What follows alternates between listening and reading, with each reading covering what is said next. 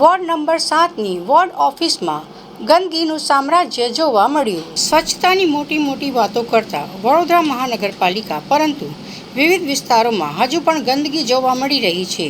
જ્યારે આજે ખાસ કરીને વોર્ડ નંબર 7ની ઓફિસમાં ગંદકી સામ્રાજ્ય જોવા મળ્યું હતું અને વડોદરામાં સ્વચ્છતાની મોટી વાતો કરતા વોર્ડ નંબર 7 પોતાના પ્રાંગણમાં ગંદકી જોવા મળી। હવે જોવાનું એ છે કે તંત્ર અધિકારી ક્યારે જાગે છે। જ્યારે ડેપ્યુટી મેયર આદિત્ય પટેલને પૂછવામાં આવ્યું હતું ત્યારે તેમણે જણાવ્યું હતું કે આ મીટિંગ પર સ્વચ્છતાને લઈને રાખવામાં આવી છે।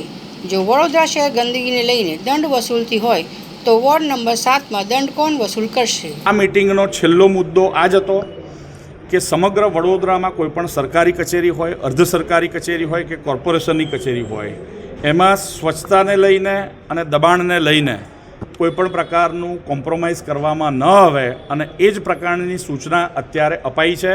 અને આ મીટિંગ એટલા માટે જ આકસ્મિક ગોઠવવામાં આવી છે। આ મીટિંગ પ્લાન કરેલી મીટિંગ નથી કે અચાનક કોઈને કોઈ સુધારવાનો મોકો મળે અને અમે પણ આ સરપ્રાઇઝ કોઈપણ દ્રષ્ટિથી અમે જોઈ શકીએ આકસ્મિક રીતે, એ જ પ્રકારનું આયોજન થયું છે।